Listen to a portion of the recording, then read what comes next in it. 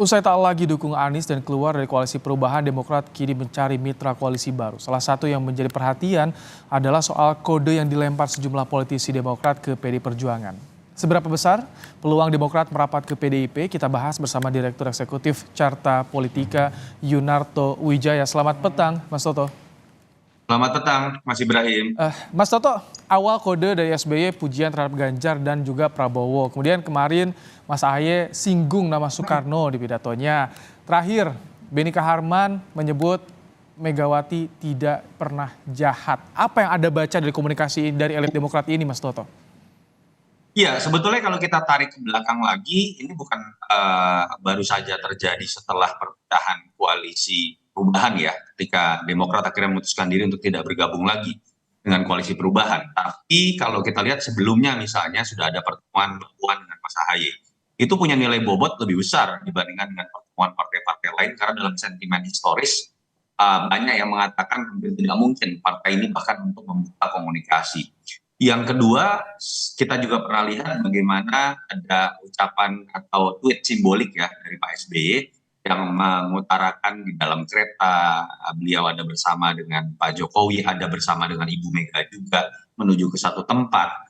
Saya pikir itu kan sebuah bahasa simbolik, menunjukkan keterbukaan bahkan keinginan dari Pak SBY untuk bersama dengan Ibu Mega. Walaupun konteksnya saat itu belum tentu kita bisa sebut dalam konteks koalisi Pilpres karena saat itu Demokrat masih dalam barisan koalisi perubahan. Jadi kalau dilihat dari sisi itu menurut saya memang terlihat sekali bahasa komunikasi terutama yang dikeluarkan oleh Partai Demokrat memang ada keinginan untuk kemudian bergabung dengan koalisinya Mas Ganjar. Dan kalau kita baca dalam situasi aktual, hal-hal yang tadi Mas Ibrahim sebutkan saya pikir menjustifikasi apa yang tadi saya ceritakan jauh ke belakang. Nah, kalau kita lihat lebih ke belakang lagi pun, kenapa sih misalnya cenderung lebih ke Mas Ganjar dibandingkan dengan Pak Prabowo? Walaupun misalnya PD Perjuangan dengan Demokrat ini cenderung tidak dalam satu barisan selama 20 tahun ya kalau kita lihat.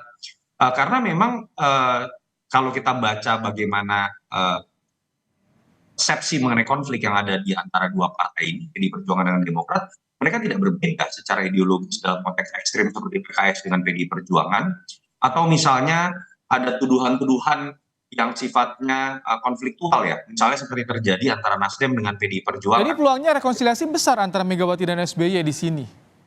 Ya, kalau kita lihat sangat mungkin statement dari Mbak Puan pun tetap membuka kemungkinan. Memang tinggal kata kuncinya adalah di Ibu Mega dan Pak SBY. Saya pikir kalau ada pertemuan yang terjadi di antara kedua sosok tersebut, bukan hanya dalam konteks Pilpres loh. Ini kita akan melihat sebuah kesejukan dalam konteks yang lebih besar, rekonsiliasi bangsa antar dua tokoh bangsa yang memang bisa dianggap paling senior saat ini.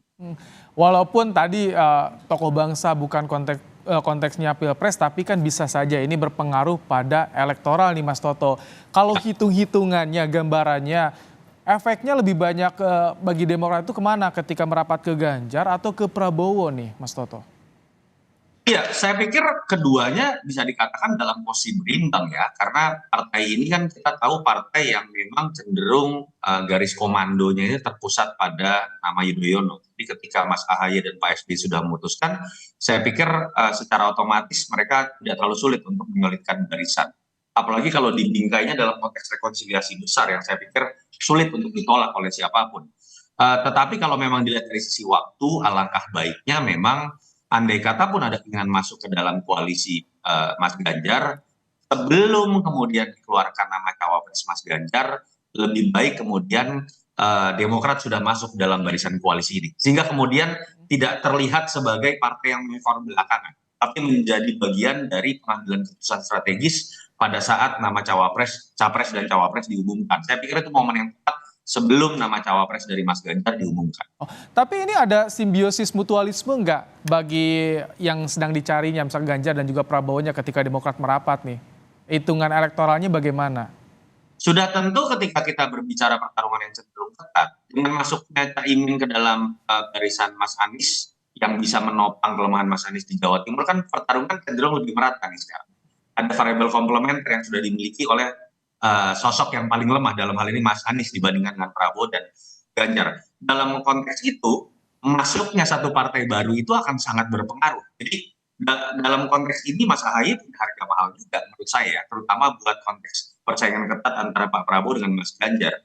Dan ketika berbicara mengenai keuntungan buat Demokrat, memang harus diakui mungkin saat ini preferensi pemilih Demokrat cenderung lebih mudah menerima Pak Prabowo karena 2 pemilu Demokrat tanda kutip mendukung Pak Prabowo. Tapi kalau dalam konteks narasi besar rekonsiliasi itu bisa dibunyikan di hadapan publik konstituen, itu menurut saya bisa menjadi sebuah booster baru ya. Bukan hanya buat Partai Demokrat, tapi terutama buat PDI Perjuangan. Mas Toto, tapi masih bisa nggak sih untuk saat ini, di momen saat ini, Demokrat propose AHY sebagai bacawa pres bagi keduanya misalkan, masih memungkinkan tidak atau bisa menurunkan daya tawarnya saat ini? Dalam konteks keinginan pasti ya akan dicoba untuk menawarkan Mas Ahaye sebagai cawapres dan memang elektabilitas Mas Ahaye juga mumpuni. Tetapi kalau dalam konteks timing atau kemudian bicara konstelasi terkini, saya pikir Partai Demokrat juga cukup menyadari sikapnya harus lebih realistis karena dia akan menjadi partai yang belakangan masuk, entah itu kepada koalisi Mas Ganjar atau koalisi Pak Prabowo. Dan itu membutuhkan sebuah kesepakatan dari partai-partai yang misalnya sebelumnya sudah masuk dan merasa sudah berjibaku sebelumnya. Saya sih melihat Demokrat mungkin akan berpikir lebih dalam konteks jangka panjang. Umur Mas Ahaye juga masih sangat muda, masih banyak kesempatan untuk pemilu-pemilu berikut. Dalam konteks power sharing, saya pikir mungkin bargainingnya lebih kepada power sharing untuk bicara menteri dan jabatan lain, tapi tidak untuk memaksakan diri untuk level cawapres. Kemarin kan sempat disinggung juga soal Jokowi ini peluangnya kalau menurut Anda peluang lebih banyak kemana nih untuk saat ini Demokrat merapatnya dan timingnya kapan sih lebih baiknya kalau menurut Anda nih, Mas Toto? Ya tadi sebenarnya ini kan masuk pertanyaan pertama tadi masih Ibrahim. Kalau menurut saya narasi besarnya malah akan menjadi sebuah wow effect ketika Demokrat masuk ke dalam koalisi Mas Ganjar karena tadi ada narasi besar yang lebih dari sekedar berbicara mengenai kondisi aktual, lebih dari sekedar berbicara mengenai power sharing, tapi sebuah rekonsiliasi dari sentimen historis yang selama ini dianggap menjadi menjadi cacat lah secara sentimen historis baik untuk PDI Perjuangan ataupun Demokrat. Dan kapan waktunya tadi ketika kemudian Demokrat bisa masuk sebelum penentuan dari cawapres entah itu koalisi Mas Ganjar atau Pak Prabowo, saya pikir kotel efek juga tetap akan bisa didapatkan walaupun tidak sebesar ketika Mas Ahaye bisa menjadi cawapres. Dan kurang dari 2 bulan nih pendaftaran capres-cawapres akan segera dibuka. Tentu harus berkejaran juga dengan waktu. Terima kasih Mas Toto Yunarto Wijaya, Direktur Eksekutif Carta Politika telah menyampaikan pandangannya dalam program Kompas Petang sore hari ini.